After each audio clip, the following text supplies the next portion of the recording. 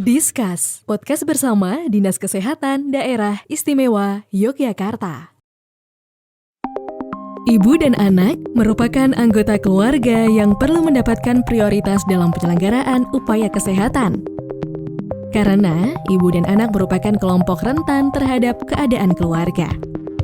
Apa yang harus dilakukan untuk meningkatkan kesehatan ibu dan anak?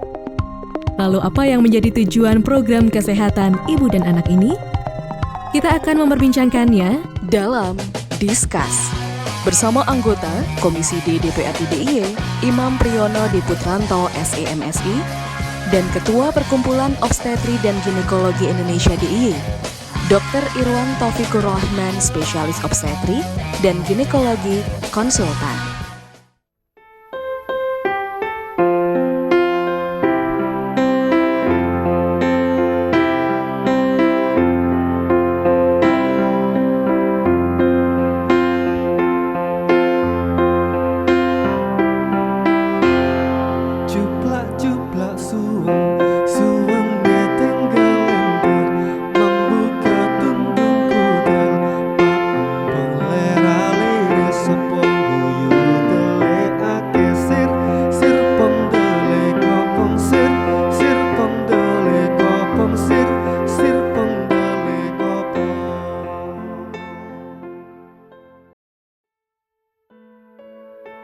Kesehatan ibu dan anak merupakan salah satu indikator yang menjadi tolak ukur pembangunan kesehatan di suatu negara. Ibu dan anak merupakan anggota keluarga yang perlu mendapatkan prioritas dalam penyelenggaraan upaya kesehatan. Karena ibu dan anak merupakan kelompok rentan terhadap keadaan keluarga, sehingga penilaian terhadap status kesehatan dan kinerja upaya kesehatan ibu dan anak sangat penting untuk dilakukan. Upaya kesehatan ibu dan anak menyangkut pelayanan dan pemeliharaan ibu dalam masa kehamilan, persalinan, nifas, dan menyusui, serta bayi sampai dengan anak prasekolah. Keberhasilan dari upaya kesehatan ibu dan anak dapat dilihat dari indikator angka kematian ibu atau AKI dan angka kematian bayi atau AKB.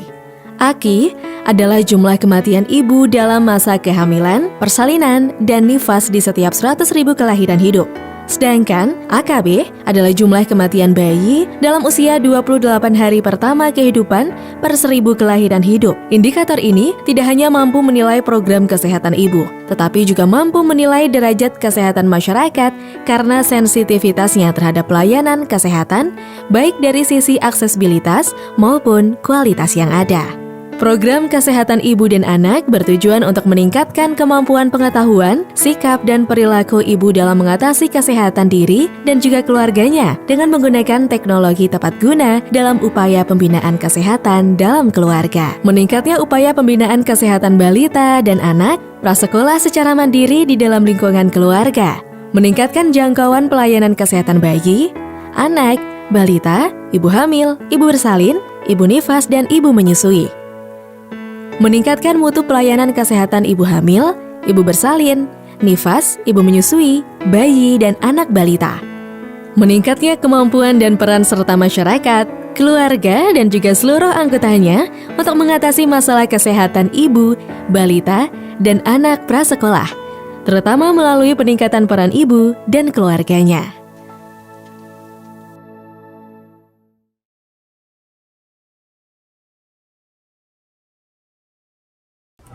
Hai Sobat Sehat, salam sehat untuk kita. Senang sekali kesempatan kali ini saya Konita Jasmine bisa menjumpai Anda dalam Discuss podcast bersama Dinas Kesehatan Daerah Istimewa Yogyakarta. Edisi kali ini spesial kami dedikasikan untuk Anda yang sekarang sudah memiliki amanah menjadi seorang ibu. Tahukah Anda, ternyata angka kematian ibu di tahun 2019 itu cukup fantastis Sobat Sehat, yaitu adalah 303.000 jiwa untuk di seluruh dunia. Kalau di Indonesia di tahun 2022 ternyata sampai 183 per 100.000 kelahiran.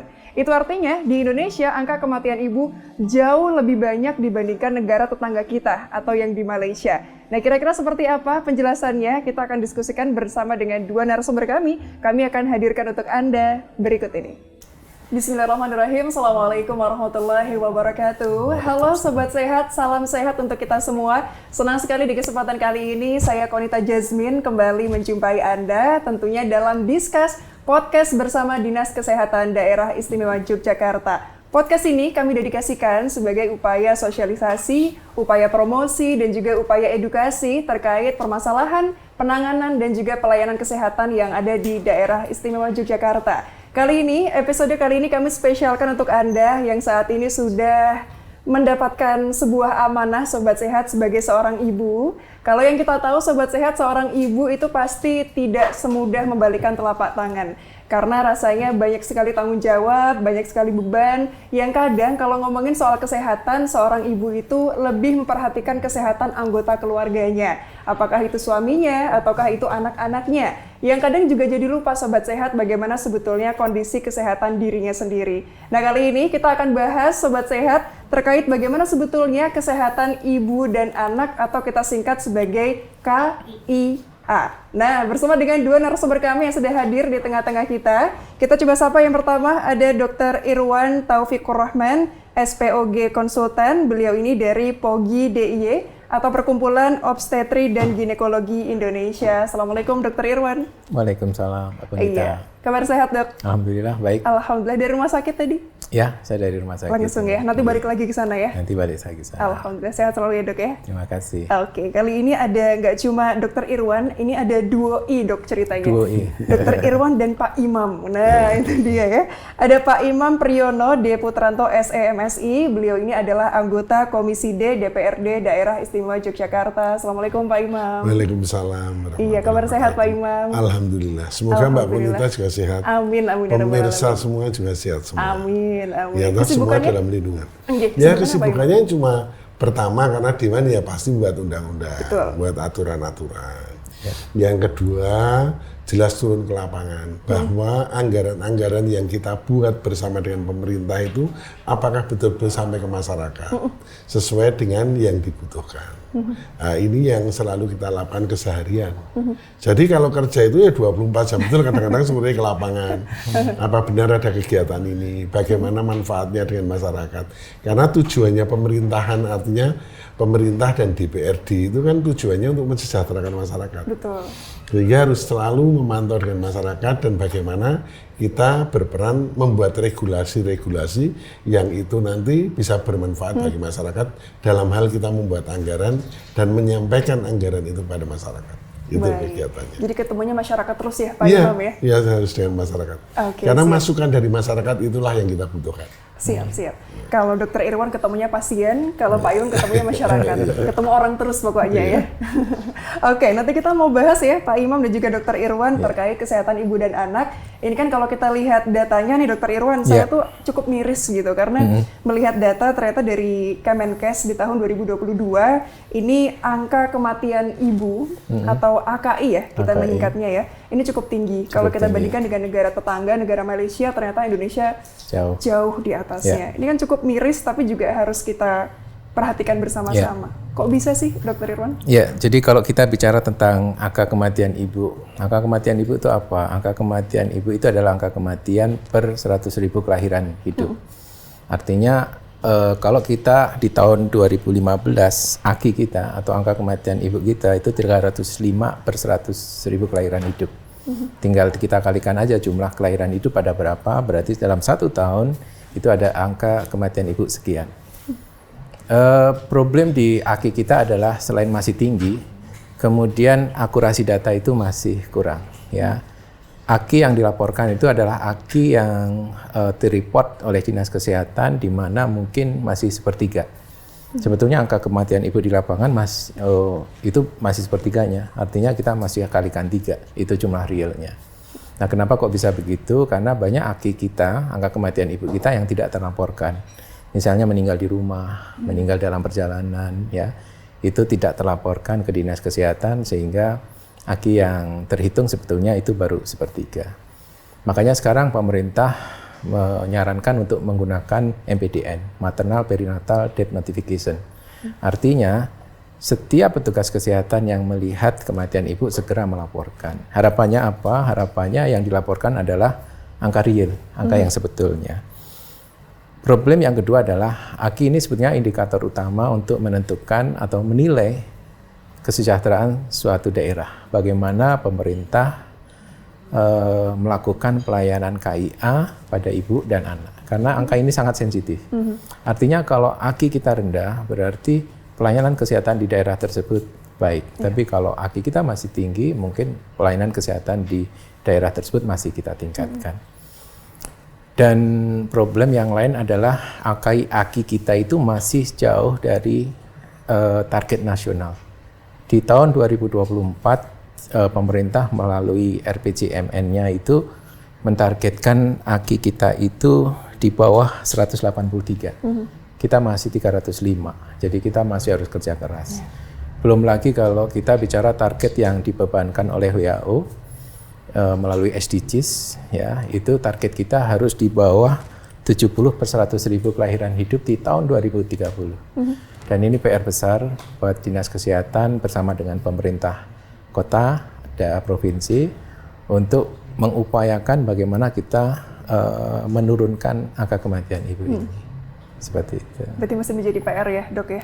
Masih menjadi pekerjaan besar. Baik, Ya. sampai tahun 2023 pun juga masih berarti ya? Semakin besar atau semakin kecil nih PR-nya? Nah, AKI kita itu fluktuatif. Kadang tinggi, kadang rendah. Paling tinggi kemarin pada saat COVID. Itu meningkat hampir 3-4 kali lipat. DIY dibanding dengan kota-kota lain itu mungkin relatif masih rendah ya kita AKI kita, tetapi secara nasional itu angka kita masih cukup tinggi. Oke, berarti DIY juga termasuk yang tinggi. Kenapa, Dok? Kok DIY ini lebih daripada yang lainnya? Ya, ini seninya di sini ya. Pertama, kita sebagai kota pelajar banyak masyarakat urban. Ya, artinya mungkin masih banyak pendatang yang mungkin bukan penduduk asli, dan ini mungkin dialami oleh sebagian kabupaten kayak di Sleman, itu masyarakat urbannya itu lebih tinggi dibanding seperti tempatnya Pak Imam di Bantul, itu urbannya sedikit ya, sehingga mungkin karakteristik untuk Dinas Kesehatan akan berbeda-beda. Kemudian yang kedua, masih kurangnya awareness ya, terutama pada wanita-wanita muda yang punya konsep kehamilan itu ya wes gitu, artinya yang namanya kehamilan itu harus direncanakan. Makanya POGI ya, organisasi profesi yang cabang Jogja itu punya tagline bibit apik mbopo tumoto babaran selamat. Indonesianya, ya. Dok? Indonesianya. Bibit apik itu artinya kalau mau hamil siapkan bibitnya sebaik mungkin. Ya. Menyiapkan bibit itu bahkan 2 bulan sebelum kehamilan yang akan datang. Kebanyakan pasien yang datang ke tempat saya itu, Dok, saya positif nih, jadi tanpa terencana. Padahal ibu itu punya diabetes mellitus, punya hipertensi, punya epilepsi, ya kadang-kadang masih konsumsi obat yang sebetulnya kontraindikasi untuk hamil, ya. Itu tahu-tahu mereka hamil, ya. Jadi yang namanya bibit AP itu kehamilan harus direncanakan, ya. Terus yang kedua, bopotumoto. Bopotumoto itu artinya kalau sudah hamil, ya kontrol sesuai komorbidnya. Antara ibu yang nggak punya komorbid, ibu yang hamilnya tidak ada penyakit sebelumnya, akan berbeda jadwal kontrolnya dengan ibu hamil yang punya diabetes mellitus. Akan berbeda ibu yang hamil dengan penyakit jantung. Akan beda juga ibu hamil yang punya komorbid CA-MAMI misalnya. Nah ini akan yang namanya bopotumoto. Terus babaran selamat. Babaran selamat itu artinya bukan babaran terus namanya selamat anaknya. Tapi babaran diupayakan ibu dan bayinya selamat. Artinya persalinan bisa dilakukan vaskes primer, tapi ada sebagian ibu yang tidak boleh bersalin di vaskes primer. Misalnya harus terencana, harus dirujuk di rumah sakit tersier ini, yang mempunyai backup ICU misalnya, yang mempunyai disiplin dokter jantung misalnya. Jadi babarannya harus temoto ya. Makanya itu pemerintah daerah ya bersama dengan Dinas Kesehatan membuat suatu manual rujukan. Di manual rujukan itu sudah mengakomodasi penyakit-penyakit ini akan bersalin di mana. Ibu hamil dengan anemia bisa di mana. Ibu hamil dengan hipertensi sebaiknya bersalin di mana. Nah ini bentuk dari babaran selamat. Jadi 3 kunci itu kalau kita bisa lakukan, insya Allah kita bisa menurunkan angka kematian ibu. Oke, siap. Tadi adalah pertama Bibit Api, Bobot Tumoto, Babaran Selamat. Iya. Sebetulnya ini mengadopsi 5 pilar yang disampaikan oleh WHO. Kita ambil 3 pilar yang penting. Dan 3 pilar ini kita ambil dari filosofi milih jodoh, bibit, bobot, bebet gitu. Jadi kita mencoba menggabungkan, mengkombinasikan antara 5 pilar dengan filosofi Jawa, Pak Imam. Sebetulnya genetik ya itu, Dok. Betul. Tapi bisa mencari jodoh juga ya, Pak Imam ya. Betul, ya. 2 in 1 jadinya ya. Oke, ini menarik. Nanti kita coba bahas lagi ya, Dr. Irwan, soal tadi manualnya kan juga sebetulnya ada. Nanti mungkin kita spill beberapa lah ya. Oke, Pak Imam, ini kan tadi kasusnya sudah banyak di DIY. Pastinya anggota Dewan nggak mungkin tinggal diam. Nah, kira-kira dukungan yang selama ini sudah diberikan apa, Pak? Pertama yang saya sampaikan sederhana. Kalau banyak ibu dan anak yang meninggal, itu yang salah siapa? Pemerintah yang salah. Karena pemerintah kurang hadir di dalamnya. Itu harus itu. Pemerintahan artinya, termasuk saya salah. Saya pemikirannya, iya Pak, kalau ada di DIY sampai seperti itu, saya yang salah. Kenapa nggak salah? Kenapa? Pemerintah tidak mampu menyediakan regulasi. Pemerintahan maksudnya, DPR dan itu. Saya nanti pemerintah koyonnya aku salah, aku ya salah gitu. Saya juga salah. Kenapa saya tidak mampu menyediakan regulasi dalam rangka untuk menjelaskan kepada semua warga bahwa warga itu sebetulnya harus dilindungi, karena negara ini sudah semboyannya jelas melindungi segenap bangsa Indonesia dan seluruh tumpah darah Indonesia. Melindunginya apa? Dengan undang-undang. Karena ketika kita membuat peraturan, kita itu ada anggarannya. Seperti acara ini betul dijelaskan pada ibu-ibu seperti tadi. Oh, banyak pendatang datang, kadang-kadang hamil tidak. Sudah tahu-tahu hamil. Artinya tidak dipersiapkan untuk reproduksinya. Nah, sehingga pemerintah hadir ke remaja-remaja untuk apa? Untuk dalam arti konsultasi tentang reproduksi. Kemudian posyandu, ibu-ibu PKK. Bagaimana kita itu PKK di semua lini digiatkan dalam hal kesehatan tentang ibu dan anak. Karena apa? Tidak hanya kematian ibu nanti. Diharapkan kita juga memperoleh generasi yang kuat. Tidak melahirkan anak yang stunting. Ya toh? Itu. Karena nanti stunting juga direncanakan sampai dengan 2030 ini stunting zero. Itu apakah betul-betul bisa zero? Nah, ini semua harus direncanakan pemerintah. Apalagi pemerintah pusat punya RPJMN. Menengah untuk nasional. Kita di provinsi punya RPJMD, daerah itu yang menengah daerah. Kemudian diterjemahkan dalam APBD tahunan. APBD ini. Ketika APBD ini kan dibentuk dalam bentuk narasi yang nanti masuk di anggaran ASPD. Tetapi ini bisa masuk semua anggarannya kalau ada itu aturan-aturan yang mewadai. Sehingga harus dibuat aturan, di mana dokter tadi, Dr. Irwan ini menjelaskan, harus diteliti dulu, kenapa angka kematian ibu itu kok tinggi. Kemudian akademisi meneliti, dari penelitian-penelitian itu muncul regulasi-regulasi yang menaungi. Kadang-kadang kan mungkin beda, misalnya daerah Wonosari meninggalnya karena apa? Banyak ibu. Daerah Bantul karena apa? Daerah kota karena apa? Terus usianya juga diteliti. Sehingga apa? Ketika kita membuat peraturan daerah, perda yang melingkup DIY dalam rangka melindungi ibu. Artinya melindungi ibu nanti tidak hanya ibu itu melindungi hanya di tingkat keselamatan kelahiran loh. Ibu itu harus dilindungi ketika ibu itu tiba-tiba ditinggal suaminya, dia harus melindungi anak seperti apa. Artinya ibu ini menjadi berdaya. Sehingga apa? Undang-undang itu menyangkut perlindungan ibu, itu perlindungan perempuan yang nanti tidak hanya di tingkat kelahiran.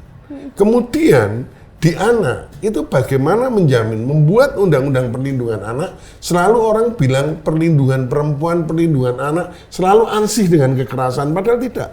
Kita melindungi anak itu dari anak dalam janin, sampai anak itu mendapat pekerjaan. Sehingga undang-undang itu menyangkut keseluruhan. Kalau kita bicara ibu, melindungi ibu, dari ibu itu melahirkan, dari ibu itu mengandung, menikah, kemudian dia harus berdaya. Kalau tiba-tiba ditinggal suaminya, non sewu ya, tapi kita tidak minta dicerai atau suaminya sedo atau bagaimana.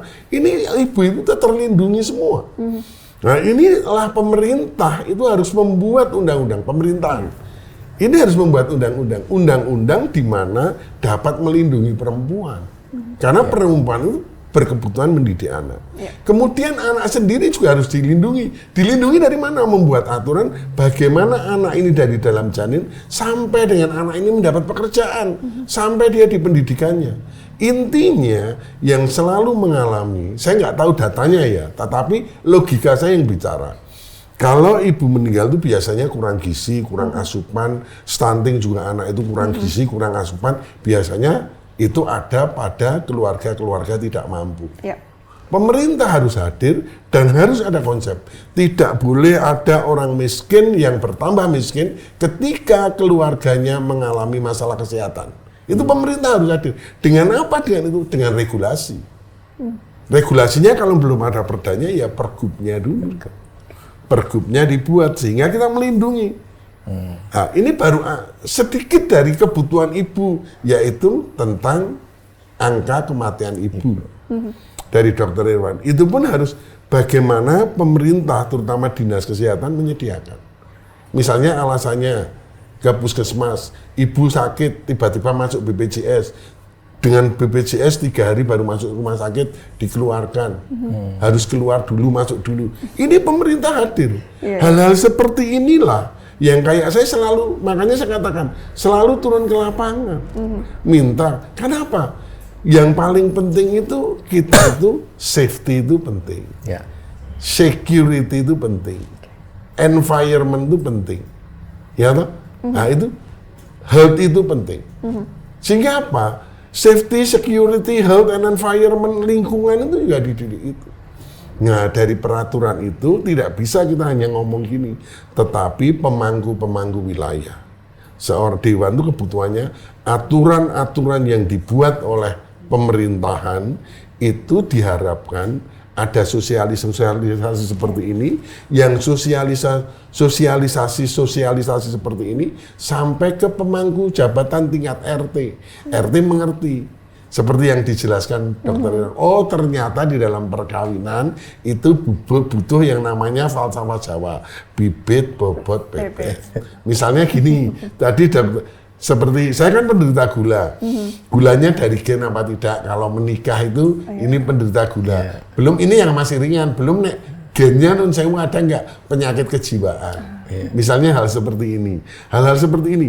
Kemudian perkawinan antara saudara yang menyebabkan non sewu anak menjadi stunting ya karena gennya itu perlu dijelaskan pada pemerintah. Dan ini perannya dari mana? Karena ini masalah kesehatan, peran dari dinas kesehatan. Dan kita amanatnya jelas. Untuk kebutuhan dasar kesehatan itu amanatnya itu minimal 20%. Untuk pendidikan itu 20%. Dua-duanya ini sebetulnya menyangkut tentang sumber daya manusia. Ya toh? Ketika sumber daya manusia ini kita betul-betul kelola dengan sehat, dengan bugar, dengan baik, kemudian regulasi pemerintah betul-betul melindungi, ini pendidikannya juga dilindungi, kita akan melahirkan generasi yang baik. Generasi yang baik itu pasti dari pendidik yang baik. Pendidik yang baik paling bagus adalah ibu. Ibu itu kan, iya, kuncinya di ibu. Ya adalah yang bapak kadang, tapi kan itu kan sedikit ya. Tapi kan average itu kan ibu. Sehingga apa? Betul-betul. Makanya saya selalu bilang begini. Kok selalu ya perlindungan di DP3AP2 yang tentang dinas DP3AP2, kok selalu perlindungan perempuan dan perlindungan anak kok hanya selalu bicara tentang kekerasan. Saya tidak setuju, artinya tidak setuju, ini memang ada, tetapi ditambah. Nek perlindungan perempuan itu yang melindungi perempuan sampai dengan dia berdaya. Ketika dia ada masalah-masalah sosial, dia tetap berdaya. Perlindungan anak itu melindungi, yaitu anak dari dalam janin sampai dengan anak dapat pekerjaan. Jadi ada kaitannya semua. Misalnya melindungi anak itu ada kaitannya dinas kesehatan, dinas pendidikan, Karena anak kan harus dididik. Dinas Tenaga Kerja. Bagaimana?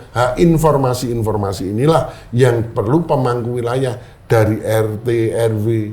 Kadang-kadang, misalnya Nun Sewu ada podcast seperti ini, anak-anak muda seperti panjenengan hostnya ini, atau anak-anak muda seperti ini, ngadakan seperti ini tidak tertutup gini, tetapi di wilayah kampung, Langsung di RT ya satu kampung misalnya gitu, RT sehingga dia mengenal, oh bagaimana cara membuat regulasi. Bahkan hostnya misalnya manggil salah satunya enggak hostnya panjenengan boleh, salah satunya adalah pemuka kampung, sehingga tahu kesulitannya. Oh ternyata kesulitan dalam bidang anak, mau dispesifikasinya ke arah perlindungan anak itu atau perlindungan ibu ke arah bagaimana kematian ibu yang tinggi. Saya kaget tadi ketika panjenengan cerita tentang kamu, berarti aku bodoh tuh ini. Ketika di DIY itu kematiannya tinggi, saya bodoh Mbak. Karena saya bermitra dengan Dinas Kesehatan, saya tidak pernah mengusulkan bagaimana melindungi ibu. Dari hal seperti ini semoga didengar sama Dinas Kesehatan. Sehingga Dinas Kesehatan nanti merencanakan, apa Dewan merencanakan, ada hal-hal perda yang menyangkut tentang bagaimana menyelamatkan ibu dari kelahiran. Tetapi tidak hanya ibu dan anak. Betul. Gitu, Sebenarnya ini kompleks ya Pak. Kompleks Imam, sekali. Dan Kalau sudah bicara, iya makanya kita harus turun ke bawah. Iya. Kadang-kadang percontohan, nggak turun ke bawah itu kadang-kadang kita itu, kok kita kan harus berpikirnya besar. Kita berpikir besar ya. Tetapi berpikir kecil ya. Contoh berpikir kecil gini. Ada seorang ibu mau melahirkan kontraksi, karena ada jam persal segala. Pemerintah sebetulnya sudah hadir luar biasa. Saya kan mengatakan ya, pemerintahan ini hadir luar biasa dari pusat, dari provinsi, dari kota kabupaten. Itu hadir luar biasa. Tetapi kesalahannya cuma satu. Saya melihat informasi ke bawah itu tidak turun secara baik. Jadi informasi itu kurang turun. Program-program kurang turun. Misalnya ada kematian ibu, mungkin gitu. Ibu sakit, kemudian tiba-tiba tadi, misal dari daerah lain, ya toh? Dari daerah misalnya Jawa Timur ke Jogja, kemudian dia kan dia bingung nggak ada BPJS, ya toh? Itu harus menyelesaikannya gimana, ya toh? Ini artinya kekurangan informasi. Padahal dengan BPJS di sini pemerintah pasti bertanggung jawab. Ada jam persal, pemerintah pasti bertanggung jawab. Masuk dulu. Masalah itu pasti orang-orang seperti kita dengan jaminan pemerintahan kita pasti mengusahakan. Kelihatannya hal kecil gitu. Kadang-kadang orang Nun Sewu kadang-kadang karena saya hanya pengen dipilih. Padahal tidak, itu program pemerintahan tidak harus saya. Karena saya pengen dipilih saya ngomong. Wah, tak iso toh, tanpa aku ra iso. Wah, itu hanya karena kesombongan aja lah. Padahal tidak, ini program yang sudah dibuat pemerintahan. Orang no imam jalan, orang no siapa saja jalan, karena itu program pemerintah. Yang penting programnya. Yang penting programnya, informasi semua jawab. Dewan itu fungsinya apa? Membuat regulasi yang bisa menaungi semua, rakyat bisa merasakan kesejahteraan. Karena apa? Fungsi pemerintah jelas melindungi segenap bangsa dan seluruh tumpah darah. Siap, regulasinya sudah dibuat dengan begitu cantik oleh Pak Imam. Nah di lapangannya nih Pak Imam, kita coba dengar dulu. Oke, anggarannya kita tahan dulu sebentar ya. Siap, kita coba dengar dulu. Kalau di lapangannya nih Dok, saya penasaran sebetulnya. Karena ternyata sebetulnya kalau kita tadi misalnya undang gitu ya, langsung mesti ada masalah-masalah baru yang timbul. Gimana Dok kalau di lapangan? Sebetulnya seperti yang Pak Imam sampaikan bahwa kesehatan ibu dan anak itu merupakan hak ibu dan anak. Jadi ibu dan anak itu mempunyai hak dasar untuk mendapatkan pelayanan kesehatan yang seoptimal mungkin ya. Dan pemerintah melalui BPJS-nya Universal Health Coverage itu sudah mengakomodasi bahwa persalinan, kehamilan, nifas itu ditanggung oleh negara. Artinya kalau dari keuangan, ekonomi, ibu hamil itu sebenarnya tidak perlu khawatir terhadap pelayanan kesehatan, akan terjamin oleh BPJS. Nah memang seperti yang Pak Imam sampaikan tadi, memang kadang-kadang regulasi di lapangan itu tidak semulus itu gitu ya. Misalnya contohnya ya, dari organisasi profesi itu kita sudah menganjurkan lakukan screening, lakukan pemantauan atau screening kehamilan ibu yang risiko tinggi. Jadi sebelum ibu hamil itu mempunyai penyakit atau disease, dia sudah punya faktor risiko sebetulnya. Dan itu sebenarnya bisa diketahui saat usia kehamilan sekitar 10 minggu atau pada saat first time visit. Jadi pada saat ibu melakukan ANC pertama kali, seorang bidan, dokter umum, dokter spesialis apalagi, itu sudah bisa melakukan screening. Ibu punya faktor risiko untuk berpotensi menjadi sakit atau disease. Nah ini yang kadang-kadang belum terakomodasi oleh universal health coverage. Karena universal health coverage masih berdasarkan disease. Jadi dirujuk kalau sudah muncul disease-nya, dirujuk kalau sudah muncul hipertensinya. Jadi paradigma yang masih dipakai kalau saya lihat ini masih paradigma sakit Pak Imam. Jadi padahal upaya preventif, upaya pencegahan itu jauh lebih bagus outcome-nya dibanding kalau kita menterapi orang sakit. Orang yang punya potensi diabetes mellitus akan lebih bagus hasilnya kalau prevention. Dia sudah banyak faktor risiko nih, jangan sampai dia jatuh dari sakit. Nah itu juga berlaku pada ibu hamil.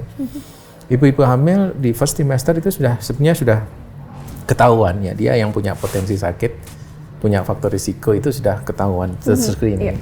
Sehingga kadang-kadang problemnya adalah kita merujuk ibu hamil yang punya faktor risiko ke fasilitas kesehatan yang lebih tinggi, karena itu belum terakomodasi oleh BPJS. Nah ini mungkin dalam hal ini mudah-mudahan bisa didengar oleh para anggota dewan bahwa kalau belum terakomodasi di BPJS, paling tidak Pemda itu bisa mengakomodasi fasilitas screening tersebut, sehingga angka kematian ibu itu bisa kita turunkan. Baik, kalau sekarang kan kita melihat juga sebetulnya banyak anak-anak muda yang... saya tertarik betul dengan dok. Ini gini, perlu penjelasan pada pemerintah. Kita itu sebenarnya sudah mengusahakan, saya tahu persis, karena saya selalu hadir dalam rapat-rapat ketika penting dengan dinas kesehatan.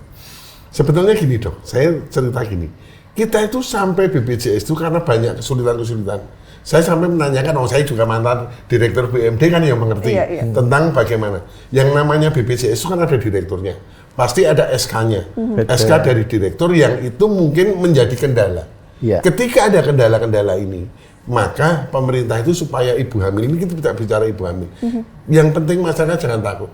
Karena apa? Selalu fasilitas kesehatan tadi, ke puskesmas rajin, apa-apa rajin, sehingga diketahui dini. Ketika dini itu sebetulnya pemerintah menjamin semuanya. Pemerintah, kalau itu nanti sampai terhambat, pemerintah provinsi itu sampai menganggarkan, dinas kesehatan itu hebat loh. Hebatnya apa sampai menganggarkan kalau di luar itu. Kalau nanti jam persalah sampai tidak membiayai, ini tidak bisa membiayai. Dari dinas kesehatan ada jam kesos, Pak. Untuk dana cadangan, untuk itu. Loh, kita tuh sampai sudah siap ya, Pak, makanya saya heran. Ini kok sampai ada yang meninggal banyak itu. Artinya kan kurang informasi. Cilaka 13 ya, Nun Sewu cilaka 13-nya. Kalau ada ibu hamil, karena dia orang tidak punya, berpikir, karena berpikir wah sesuk anakku piye ya, ini piye, padahal dia orang miskin, gue nek ngelahirke piye nek sampai sesar, meninggalnya malah karena berpikir gitu cilaka 13 itu loh. Padahal jangan mikirnya. Padahal pemerintah sampai dengan sesar itu dibiayai pemerintah. Kalau kita itu Nun Sewu. Betul ya dok? Iya dok. Kalau Nun Sewu tadi dari fasilitas kesehatan dia selalu rajin memeriksakan itu semua dibiayai pemerintah. Hanya ini loh informasi tidak sampai ke bawah. Loh dinas kesehatan itu saya tahu persis. Saya tahu persis dinas kesehatan DIY. Itu luar biasa, Mbak. Menyelenggarakannya fasiliti itu luar biasa. Apalagi dalam penanganan COVID kemarin. Kan saya selalu melihat dipanya, meneng-meneng kan mesti tak lihat dipanya. Aku tidak dipanya. Oh ini bagus gitu loh. Ya toh. Karena saya menguasai anggaran betul gitu, saya tahu ya ini bagus ya. Ini yang saya harapkan informasi ke bawah. Tadi dokter menyarankan untuk vaskes fasilitas kesehatan selalu di Nun Sewu diikuti terus. Jangan takut karena wah neng puskesmas takut bayar, takut ini. Tidak, Mbak. Dijamin? Nol sudah. Gratis. Betul kalau sudah. Apalagi dia masuk DTKS. Data terpadu kesejahteraan sosial. Apalagi ya itu kan orang-orang yang memang memiliki kehidupan sosial Nun Sewu ya rendah. Itu semakin pemerintah menjamin, hanya dia bagaimana rajin ke sana, bagaimana rajin konsultasi ke puskesmas. Pasti, dan dokter-dokter kita juga hebat-hebat. Artinya kalau ada seperti itu ya menolongnya luar biasa. Totalitas tanpa batas. orang-orang tidak mampu ya di Jogja misalnya, sepengetahuan saya ya, yang kadang-kadang minta tolong sama saya, itu kalau nun sewu di sesar itu rata-rata yang mereka selamat semua, mereka baik 100% kelihatannya selamat, belum pernah ada yang bilang tidak selamat, itu loh. Nah ini artinya kan sebenarnya pelayanan kesehatan itu bagus, hanya tadi informasi yang kurang. Nun sewu ya, saya salah Dok. Dokter Iwan ini menarik loh, berarti dari tadi diulang terus oleh Pak Imam, informasi. Apakah memang ini masalah tunggal yang sebetulnya harus segera beres atau ada faktor lain yang ini sebetulnya penghambat juga dari upaya preventifnya? Jadi memang kalau kita ingin memperbaiki kualitas kesehatan ibu, salah satu yang harus kita tingkatkan adalah literasi. Literasi siapa? Literasi si calon ibu terutama, calon ibu, remaja, wanita gitu ya. Sebenarnya pemerintah itu sudah mengakomodasi minimal ANC itu 6 kali ya. Jadi 6 kali itu 2 kalinya minimal ketemu dokter sama spesialis obstetri ya. Artinya fasilitas itu sudah diberikan sedemikian rupa ya. Tetapi di sisi lain kita juga harus meningkatkan awareness nih bahwa ibu hamil tolong nih kalau mau hamil tolong direncanakan. Bahkan sejak memilih pasangan ya. Kenapa kok angka anemia kita masih tinggi? Anemia? Iya, anemia pada wanita Indonesia itu 35%. Begitu hamil dia 50%. Artinya kalau ada 10 ibu hamil, 5 pasti anemia. Padahal ibu hamil dengan anemia akan melahirkan anak dengan stunting salah satunya. Faktornya. Nah, kenapa kok bisa begitu tinggi di Indonesia? Di Indonesia sudah diberikan tablet besi, Pak Imam. Jadi puskesmas sudah memberikan tablet besi ini. Tetapi ternyata banyak pasangan kita itu ternyata dia punya thalassemia. Thalassemia itu penyakit yang menyerang sel darah merah dan itu muncul kalau dia bertemu dengan resesif ya. Saya punya faktor risiko thalassemia, calon saya punya faktor risiko thalassemia, menikah anaknya anemia gitu. Sehingga perencanaan sebuah kehamilan itu sebetulnya dimulai sejak memilih pasangan. Makanya di sebagian negara itu ada cawe-cawe KUA dalam menentukan pasangannya. Jadi ada screening, sudah di screening. Sebelum menikah, ya. Jadi negara hadir di situ. Jadi ini punya risiko ini sebaiknya jangan menikah. Tapi kalau di kita memang belum. Tapi itu harus dimulai dari bibit bobot bebet tadi ya sebetulnya. Jadi kita harus tahu pasangan kita itu dan itu mungkin harusnya kesadaran sudah mulai muncul di remaja-remaja, di anak-anak kita sekarang supaya gen yang tidak baik tidak ketemu dengan gen yang tidak baik karena akan memunculkan penyakit ya. Terus yang kedua itu bahwa kehamilan harus direncanakan dan informasi-informasi itu yang mungkin harus dikencengin ini dari pemerintah daerah bahwa setiap kehamilan persalinan akan ditanggung. Nggak usah mikir masalah biaya, pasti akan di-cover oleh pemerintah. Dijamin sama Pak Imam ya. Bukan saya, bukan dinas sosial yang menjamin pemerintah sini. Karena baik kota, kabupaten, DIY, pusat. Siap. Nanti kita lanjutkan lagi ya Pak Imam dan juga Dokter Irwan. Tadi saya masih penasaran kalau misalnya ada 2 calon ingin menikah, tapi ternyata ini thalassemia takutnya anemia anaknya. Apakah harus berpisah atau ada cara lain misalnya gitu ya? Kita akan sambung nanti, Sobat Sehat, jangan kemana-mana, kita akan simak dulu. Ada video terkait jumlah kasus kesehatan ibu dan anak di daerah istimewa Yogyakarta berikut ini. Kesehatan ibu dan anak masih menjadi perhatian yang serius bagi pemerintah, mengingat angka kematian ibu, bayi, dan balita masih cukup tinggi. Kementerian Kesehatan Republik Indonesia mencatat angka kematian terdapat 6.856 jumlah kematian ibu tahun 2021, meningkat dari sebelumnya 4.197 kematian pada tahun 2019.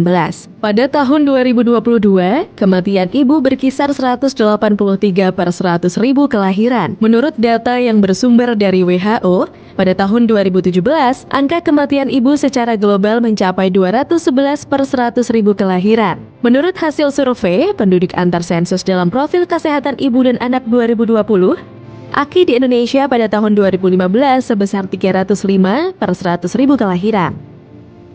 Sementara itu, berdasarkan data dari Dinas Pemberdayaan Perempuan, Pelindungan Anak dan Pengendalian Penduduk Daerah Istimewa Yogyakarta, menunjukkan terdapat 40 kematian ibu pada tahun 2020 dan naik menjadi 131 jiwa pada tahun 2021. Sementara, kematian bayi mencapai 270 kasus. Kematian ibu paling banyak pada rentang usia 20 hingga 35 tahun dengan tertinggi terjadi pada usia 20 tahun ke bawah. Peningkatannya sebanyak 12 kali lipat. Sementara, tingkat kematian bayi paling banyak terjadi di usia 28 hari. Berdasarkan data Sampling Registration System atau SRS, tahun 2018 sekitar 76% kematian ibu terjadi di fase persalinan dan pasca persalinan.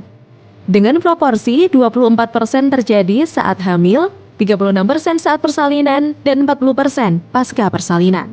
Yang mana hal tersebut lebih dari 62% kematian ibu dan bayi terjadi di rumah sakit. Artinya, akses masyarakat mencapai fasilitas pelayanan kesehatan rujukan sudah cukup baik. Tingginya kematian ini disebabkan oleh berbagai faktor risiko yang terjadi. Mulai dari fase sebelum hamil, yaitu kondisi wanita usia subur yang anemia, kurang energi kalori, obesitas, mempunyai penyakit penyerta seperti tuberkulosis, dan lain-lain. Pada saat hamil, ibu juga mengalami berbagai penyakit seperti hipertensi, pendarahan, anemia, diabetes, infeksi, penyakit jantung, dan lain sebagainya. Selain itu, kenaikan jumlah kematian ibu dan bayi juga terjadi saat pandemi COVID-19.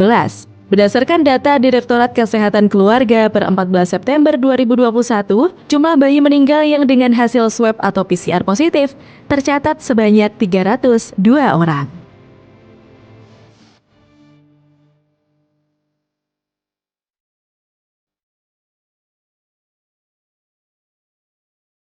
Iya, Sobat Sehat, terima kasih Anda masih bersama kami dalam Discuss, podcast bersama Dinas Kesehatan Daerah Istimewa Yogyakarta. Masih bersama dengan Dr. Irwan dan juga Pak Imam, ada duo I di sini.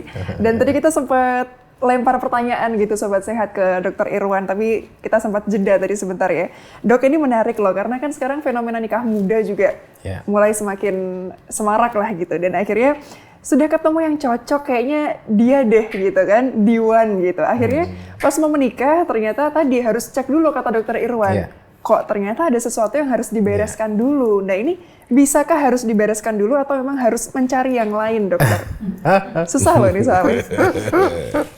Ya, jadi ada istilah premarital screening ya. Kalau di luar negeri itu sudah umum di sana ya, karena mereka sudah sadar diri bahwa saya akan membangun suatu keluarga yang kecil, bahagia, sejahtera gitu. Tuh, targetnya adalah melahirkan generasi yang baik ya, sehingga generasi kita akan jauh lebih bagus generasi yang akan datang. Intinya kan itu. Nah, memang kalau di kita mungkin belum terlalu familiar ya dengan premarital screening. Premarital screening sebetulnya banyak yang bisa kita lakukan, yaitu melakukan screening terhadap penyakit-penyakit yang kira-kira kalau nanti bertemu itu akan muncul sebagai penyakit. Ya, salah satunya thalassemia, ya, kemudian beberapa penyakit yang mungkin kalau muncul itu menjadi penyakit genetik. Ya, kebanyakan adalah penyakit genetik. Nah, kalau sudah terlanjur menikah bagaimana ya? Kalau sudah terlanjur cinta bagaimana gitu ya? Yang penting adalah kita sadar bahwa kita punya potensi sekian persen untuk punya keturunan yang menyebabkan penyakit tertentu ya, sehingga kita diminta untuk melakukan optimalisasi ya, bagaimana menurunkan risiko tersebut serendah mungkin ya. Kalau misalnya sudah terlanjur hamil, dok, gimana ya? Yang berikutnya adalah untuk melihat apakah ada tanda-tanda ke arah situ ya, misalnya USG atau pemeriksaan di trimester pertama itu mempunyai peran untuk melakukan screening ya. Kemudian kalau misalnya sudah terlanjur, dokter, saya melewati masa screening, sekarang sudah hamil trimester 2, 3 dan mau melahirkan. Nah, yang penting perencanaan pada saat persalinan. Kalau sudah mendekati persalinan gimana, dokter? Yang penting perencanaan untuk si anak ini nanti. Kalau misalnya muncul penyakit genetik tertentu, bagaimana melakukan tata kelola. Ya, jadi sebetulnya perencanaan ini bertahap ya. Mulai dari premarital sebelum menikah, kemudian perencanaan kehamilan, kemudian pelayanan pemeriksaan kehamilan, kemudian bahkan sampai setelah melahirkan perencanaan pemeriksaan untuk si anak ini kelak nanti. Oke. Jadi nggak harus berpisah ya, dok ya? Barangkali karena kasus di luar Ini sana pertanyaan pribadi loh, Pak. Enggak. Ini dia pertanyaan pribadi loh ini. Iya, mungkin bisa Ada baca hati luar kekhawatiran sana. ya, ada kekhawatiran. Pertanyaan pribadi. Makanya saya menyampaikan secara diplomatis, Pak Imam. Baik, saya mewakili sobat sehat aja deh ya. Pertanyaan pribadinya titip. Jangan-jangan teman-temannya juga menanyakan pribadi. Iya, baiklah. Boleh nanti kalau sobat sehat yang punya kejadian serupa, gitulah ya sobat sehat ya. Oke. Tadi sudah dijawab oleh Dr. Irwan. Nah ini Pak Imam, lagi-lagi tadi sudah soal regulasi diberikan, dukungan juga sudah. Nah kira-kira apa yang mau dimaksimalkan lagi nih Pak? Yang jelas Imam? gini, kalau saya melihat program-program pemerintahan provinsi itu maksimal. Contoh tadi, Dr. Irwan kan mengatakan gini, Dr. Irwan mengatakan bahwa bagaimana penelitian awal sebelum orang menikah gitu aja. Misalnya apakah ini jadi apa tidak. Di kita itu sebetulnya kan muncul sekarang undang-undang baru yang namanya undang-undangnya itu adalah Posyandu Prima. Posyandu Prima itu tidak hanya posyandu itu anak-anak sama lansia tidak, tetapi remaja juga ada. Ya. Diharapkan di Posyandu Prima ini remaja-remaja ini non sewu itu aktif juga ikut di posyandu tentang apa? Tentang reproduksi. Ya. Sehingga ketika reproduksi nanti pemerintah akan menyediakan obat. Iya. Seperti tadi misalnya dia diberikan obat-obat apa yang supaya nanti ketika dia sekarang mungkin masih SMA, tapi ketika minum itu nanti ketika dia itu terus 4 tahun kemudian dia selesai kuliah, itu dia betul-betul sudah siap untuk nikah. Ketika siap itu semuanya siap karena dikasih obat-obat itu obat-obat yang nanti itu untuk reproduksinya menjadi bagus. Oke, sebentar Pak Imam. Obat apa itu dok? Ya, jadi ya seperti yang tadi saya sampaikan bahwa kita masih problem kita wanita kebanyakan masih problem anemia. Ya, berarti ada program pembelian tablet besi. Ya, misalnya sejak SMA bahkan sejak SMA pembelian tablet besi ini Di SMA diberikan ya Pak ya? Sudah diberikan. Di SMA diberikan. Sudah diberikan. Jadi tablet besi ini sudah diberikan bahkan sejak SMA. Ini salah satu tujuannya adalah mengurangi prevalensi jumlah anemia pada wanita. Kalau saya tanya ini dari pemeriksa yang ada di sini, sekian wanita di sini yang pernah melakukan pemeriksaan HB siapa? Mungkin hanya sepertiga nggak ada. Ya. Sedikit. Artinya awareness itu memang perlu dibangun. Jadi mulai dari pendidikan kesehatan reproduksi, ya itu mulai dikenalkan bahwa kalau saya mau menikah, saya harus mempersiapkan. Ya, salah satu yang harus kita persiapkan adalah fisik, ya fisik, pemeriksaan laboratorium dan sebagainya.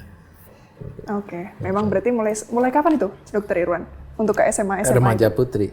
Remaja Saya sering ke SMA itu tentang reproduksi, menjelaskan reproduksi itu mereka diberi tablet-tablet kalau dari dinas kesehatan. Tapi di Jogja ya itu ya, karena saya kan dapelnya kota Jogja, sehingga saya hanya turun di Jogja. Tapi kan kalau ke Wonosari itu sebagai relawan lah ya, nah itu dalam rangka untuk itu, misalnya turun ke Bantul itu sebagai relawan. Nah itu bagaimana kita itu sebetulnya menciptakan generasi yang sehat.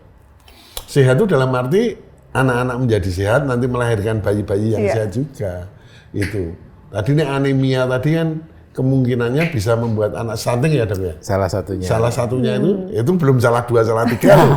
Nanti konsultasi minta ke Pak Irwan sendiri ya, ke Dokter Irwan sendiri.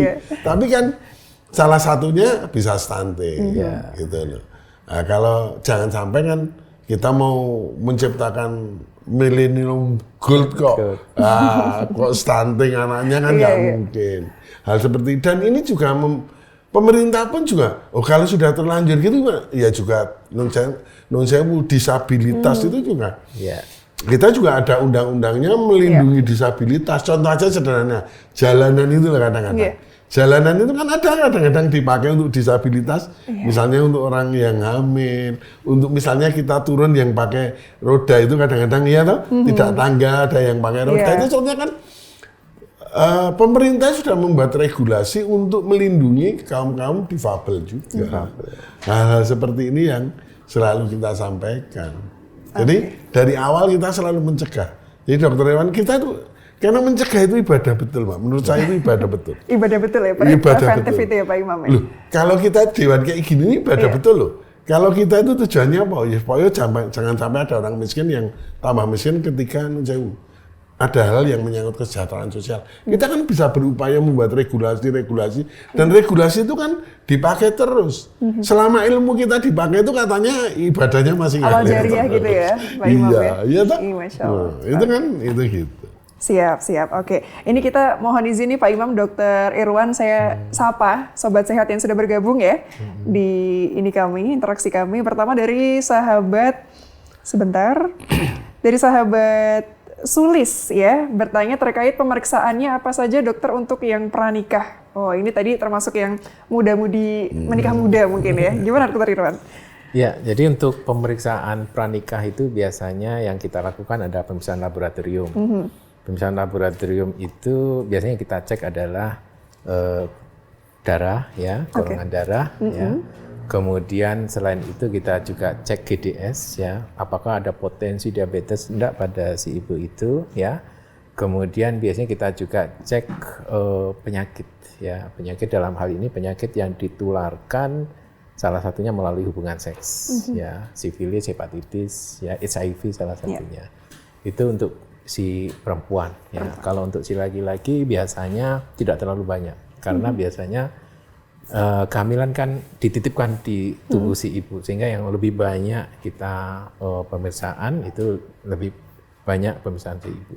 Kalau untuk laki-laki biasanya pemeriksaan fisik biasa ya, jadi tekanan darah, nadi, kemudian laboratorium yang sederhana, misalnya HB ya, golongan darah dan sebagainya.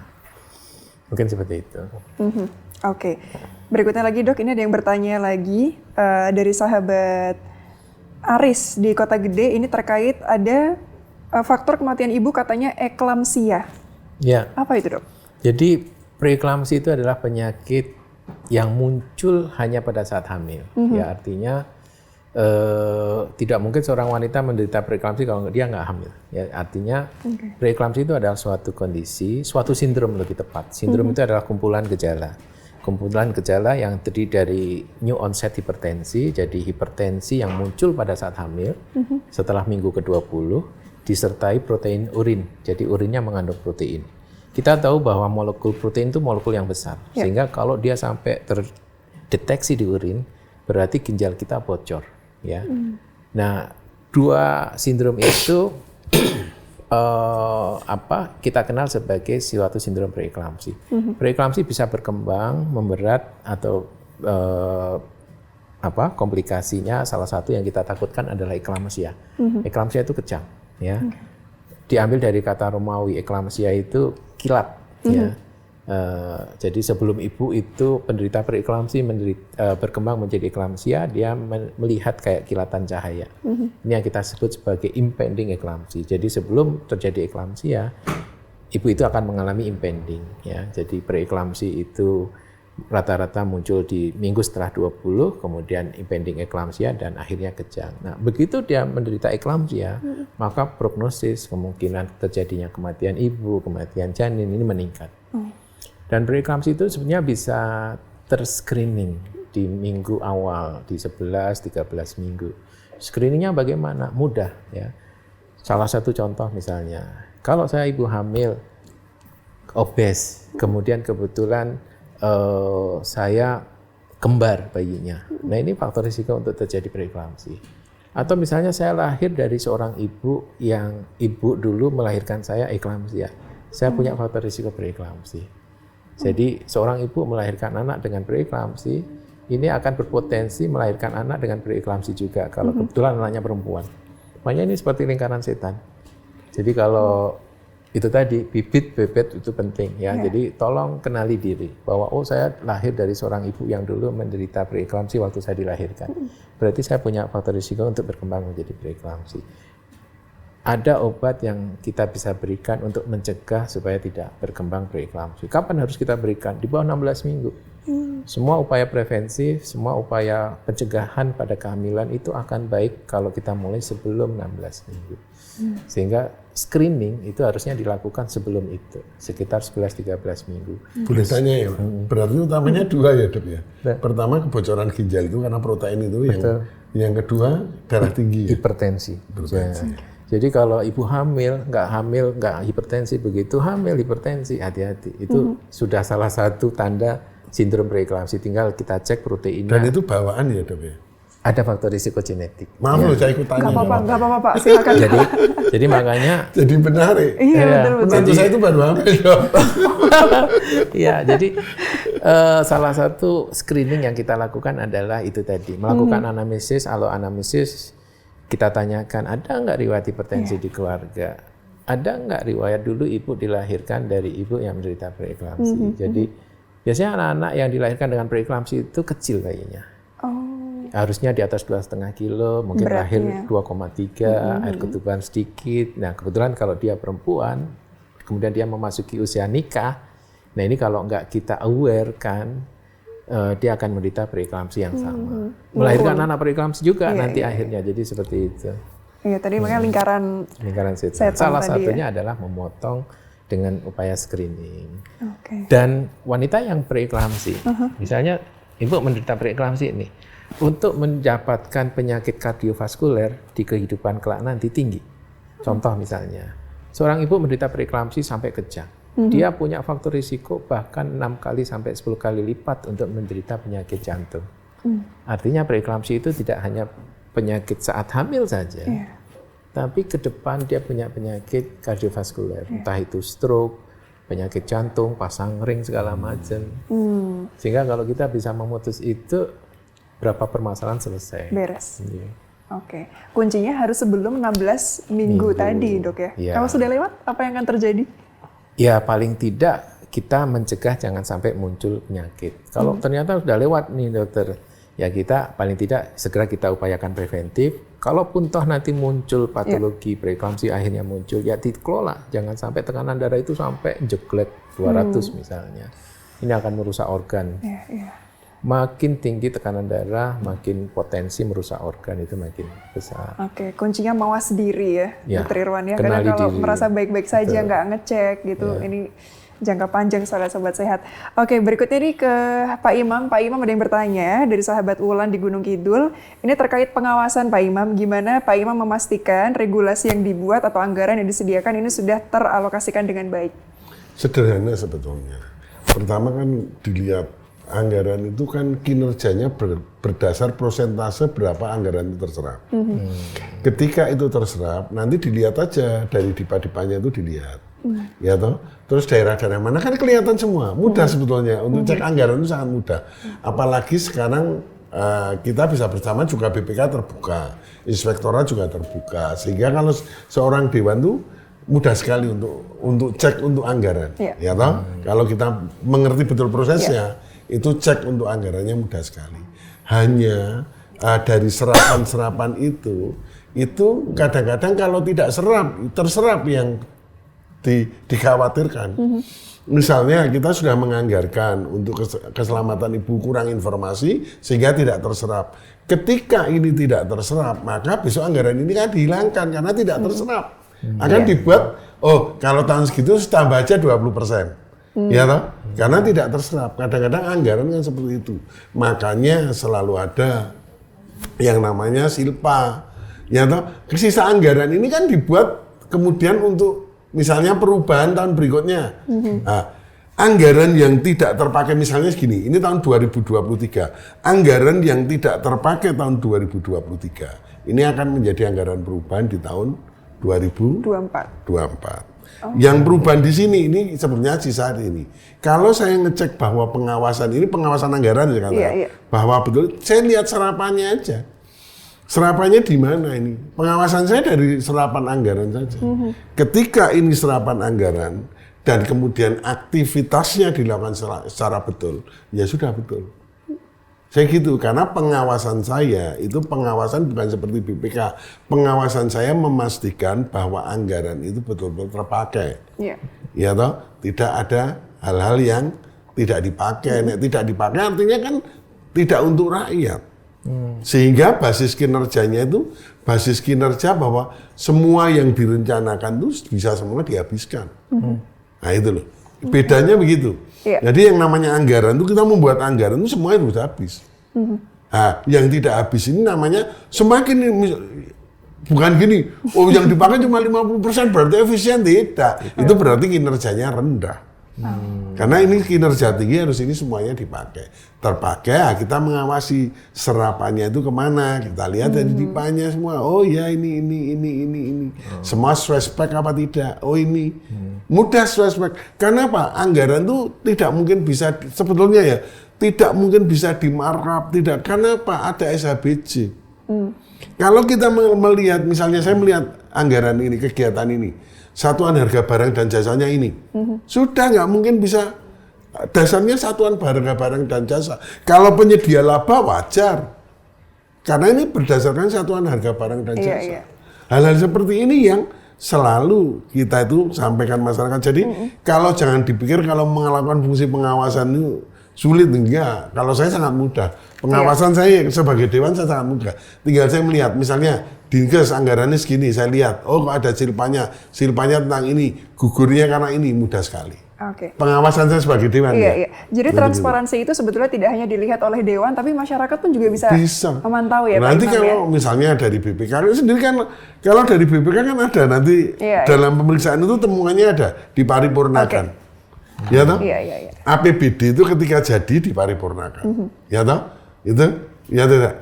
Kemudian dia menjadi anggaran. Ketika anggaran ini menjadi anggaran sudah kita tahu berapa yang dipakai, kita tahu. Tahu ini kan kita sudah mengawasi sebetulnya. Kita lihat diawasi. Sederhana sebenarnya ngawasi. Bagi saya loh ya.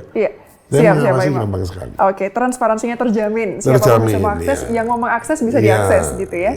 Kita lanjut dulu ya Pak Imam, Dr. Irwan, ada juga sahabat sehat yang bergabung. Sebentar, kami sapa sebentar ya Dok. Ada sahabat Edo yang bertanya, ini kalau segi laki-laki Dr. Irwan, untuk menghasilkan bibit yang unggul, harus seperti apa Dok, pola hidupnya yang seperti apa?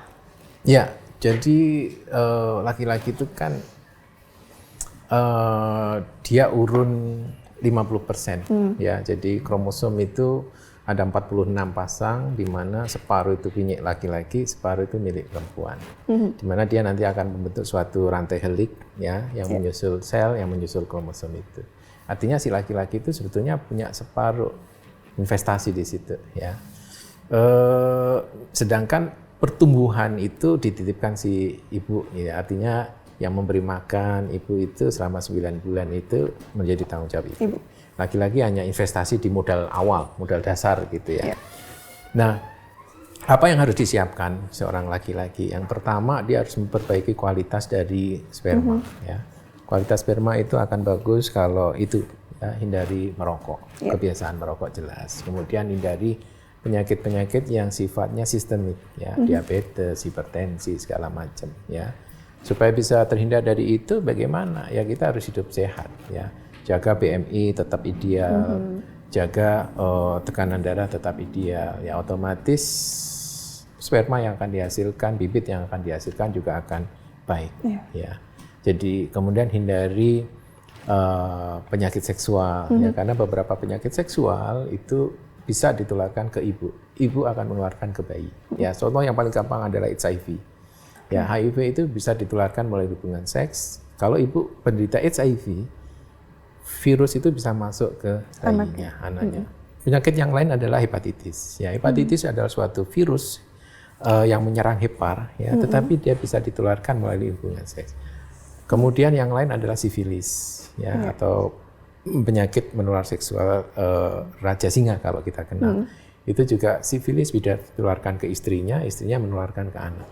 Dan si anak mempunyai penyakit long life yang diakibatkan oleh sifilis. Jadi kita harus juga lakukan screening PMS, ya, penyakit menular seksual. Gitu. Jadi tadi screening, pola hidup sehat, tidak merokok, terutama laki-laki ini ya. Siap. Bukan pacarnya tuh Mbak yang tanya. Dari sahabat sehat Pak Imam. Mohon izin. Berikutnya ada lagi sahabat sehat yang menanyakan, sahabat Eni ini Dr. Irwan. Usia ideal menikah. Ini yang bertanya rata-rata ini ya. Masih pada single nih kayaknya. Tapi jangan-jangan bukan pertanyaan yang titipan panjenengan. Bukan, ini asli. Gimana Dr. Irwan? Ya, ideal menikah itu setelah melewati masa anak-anak ya. Anak-anak itu usia sampai 18 ya. Jadi setelah 18 tahun sampai 35. Terutama untuk si wanita ya, karena kualitas telur itu dipengaruhi oleh umur wanita. Di atas 35, kelainan yang berhubungan dengan kelainan kromosom mulai meningkat. Salah satunya adalah Down syndrome, DS ya. DS itu adalah suatu penyakit yang problemnya atau basicnya atau penyebabnya adalah kelainan di kromosom. Ya, jadi ada satu pasang kromosom yang berlebihan ya. Makanya kita kenal sebagai aneuploidy. Dan itu muncul prevalensinya mulai meningkat pada wanita yang di atas usia 35. Sehingga kalau ditanya usia reproduksi yang sehat usia berapa? 18 sampai 35. Kalau kurang dari 18 tahun gimana pernikahan remaja misalnya? Pernikahan remaja itu akan menyebabkan pertumbuhan anak terganggu. Kenapa kok bisa begitu? Karena si ibu masih pertumbuhan. Jadi si anak yang masih kurang dari 18 tahun itu masih tumbuh. Sedangkan dia harus memberi makan janin yang tumbuh pula, ya, sehingga kebanyakan pernikahan remaja menghasilkan anak dengan gangguan pertumbuhan atau pertumbuhan janin terhambat atau PJT. Sehingga kapan sebaiknya usia menikah ya antara 18 sampai usia 35 tahun. Baik, jangan kurang dari itu ya. Jangan kurang dari itu ya. Begitu usia mencapai 35 stop reproduksi. Jadi perencanaan kehamilan sebaiknya sampai usia 35. Setelah 35 termasuk high risk, ya, termasuk kehamilan risiko tinggi, ya, sehingga kita upayakan setelah 35 stop reproduksi. Jadi jangan hamil lagi setelah usia 35. Tapi mohon maaf dok, itu kadang emang ada yang usia di atas 35. Iya. Ini baru dikasihnya sama Allah memang setelah usia 35. Nah, itu gimana? Iya, berarti si ibu itu termasuk hamil di usia high risk, ya. Makanya itu tadi. Kalau saya hamil di usia high risk, maka ANC atau kontrol kehamilan tidak sama dengan si wanita yang hamilnya di bawah 35. Ya, high risk-nya apa? Ya itu tadi, kita harus lakukan screening, kemudian ANC mungkin lebih teratur lagi, persalinan harus terencana, ya. Untuk supaya apa? Supaya ibunya sehat, bayinya juga sehat. Oke, siap. Terakhir, Dr. Irwan, ini ada yang bertanya lagi dari Sobat Vina. Kalau talasemia ketemu talasemia seperti apa dok? Pemeriksaannya gimana? Ada ciri-cirinya atau tidak, Dr. Irwan? Ya, yang perlu kita pahami adalah kita berada di sabuk talasemia. Artinya apa? Prevalensi talasemia kita tinggi. Cuma talasemia ada yang manifest, ada yang tidak. Ada yang bergejala, ada yang tidak. Yang tidak bergejala itu kita sebut sebagai karier. Ya, artinya dia hanya anemia ringan, tidak anemia berat. Tapi kalau yang talasemia yang berat, dia sampai anemia yang berat yang rutin melakukan transfusi.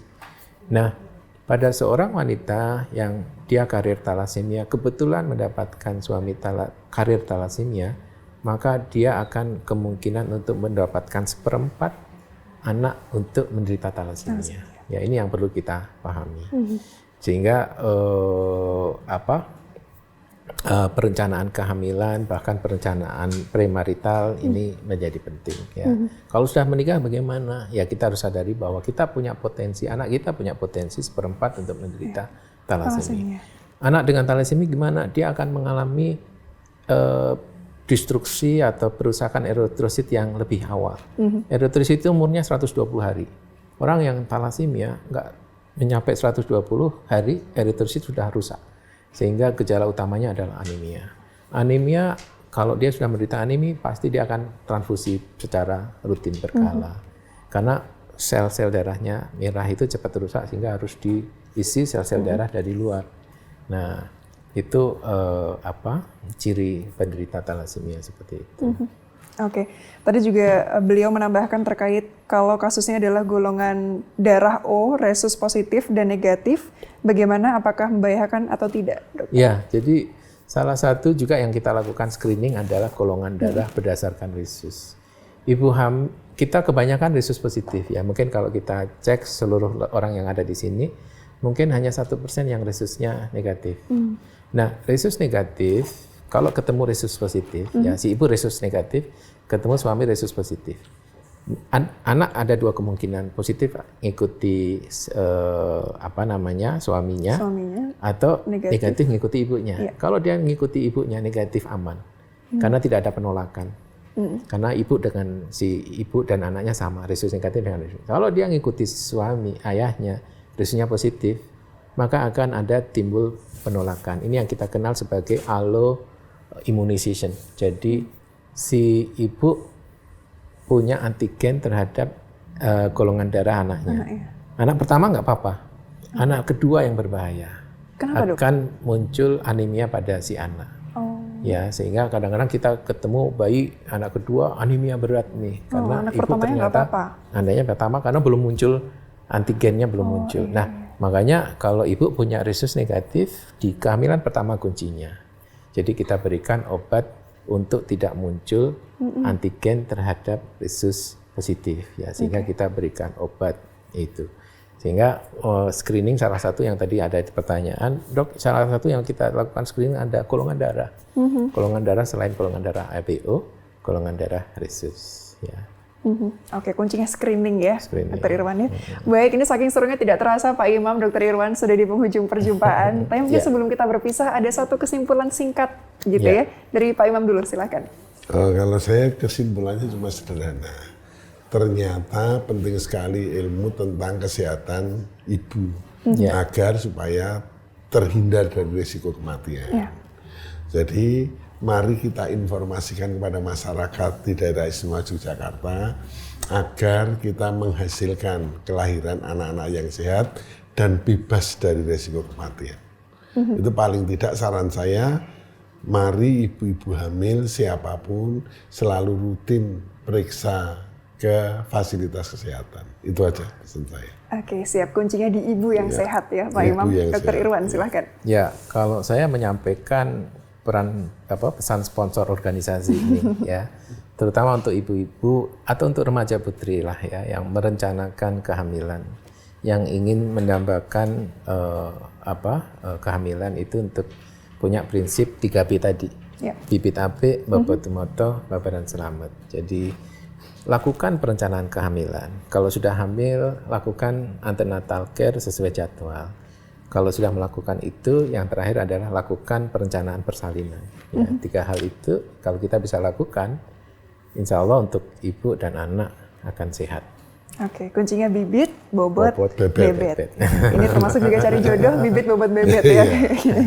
Baik Pak Imam dan Dr. Irwan, terima kasih banyak kebersamaannya. Selamat bertugas kembali. Dan Sobat Sehat, terima kasih atas kebersamaan Anda. Lagi-lagi kami ingatkan bahwa ternyata Discuss ini adalah sebuah podcast dari Dinas Kesehatan Daerah Istimewa Yogyakarta sebagai upaya promosi, sosialisasi, dan juga edukasi terkait pelayanan kesehatan yang ada di Daerah Istimewa Yogyakarta. Saya Konita Jazmin pamit. Wassalamualaikum warahmatullahi wabarakatuh. Sampai jumpa. Waalaikumsalam warahmatullahi wabarakatuh.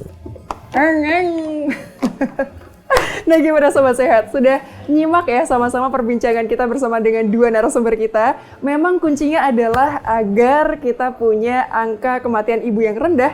Kuncinya dari awal sekali, dari sebelum menikah, yaitu dengan bibit, bebet, dan juga bobot. Dan akhirnya saya Konita Jazmin mewakili seluruh kerabat kerja yang bertugas mohon undur diri. Wassalamualaikum warahmatullahi wabarakatuh. Salam sehat dan sampai jumpa.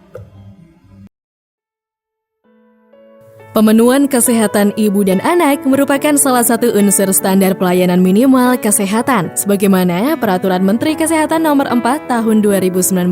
Hal ini tidak hanya tugas Puskesmas sebagai UPT Kesehatan, tetapi menjadi tugas dan tanggung jawab semua pihak lintas sektor. Pemerintah melalui Kementerian Kesehatan telah melakukan 3 langkah baru untuk menjaga kesehatan ibu dan anak, yakni cakupan imunisasi, jumlah kunjungan ANC atau antenatal care. ANC atau antenatal care merupakan pemeriksaan kehamilan dan memastikan infrastruktur ultrasonografi atau USG siap di setiap puskesmas. Untuk vaksinasi, jumlahnya ditingkatkan dari semula 11 jenis menjadi 14 jenis. Termasuk di dalamnya adalah imunisasi PCV atau pneumococcal conjugate vaccine. Vaksin ini untuk mencegah meningitis dan pneumonia. Kemudian, vaksin HPV untuk melindungi tubuh anak dari infeksi human papillomavirus yang menyebabkan infeksi kulit.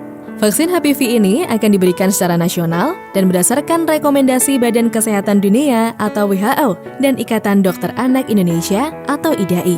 Vaksin rotavirus yang bisa meningkatkan kekebalan anak dari penyakit pneumonia dan diare. Untuk mencegah kanker serviks, Pemerintah juga sudah memutuskan akan meningkatkan ANC dari 4 menjadi 6, di mana 2 diantaranya harus kunjungan bertemu dengan dokter. Selain itu, pemerintah juga mengupayakan agar seluruh puskesmas dapat memiliki alat USG, sehingga dalam pemeriksaan di tingkat puskesmas sudah dapat diketahui kondisi janin di dalam kandungan ibu sebelum masa lahirannya tiba. Hal tersebut dilakukan untuk memastikan ada tidaknya komplikasi yang harus segera ditangani di fasilitas pelayanan kesehatan. Untuk menjaga kesehatan ibu dan anak agar terhindar dari tertularnya penyakit, berikut hal yang dapat dilakukan. Menjaga pola makan sehat, mengatur pola tidur yang ideal, menghindari paparan asap rokok, menjaga kebersihan diri dan lingkungan. Cuplak suang tinggal lenter, membuka tundung kutel, pak polera liris sopo guyun delek ake sir pengdele kopong sir pengdele kopong sir pengdele kopong.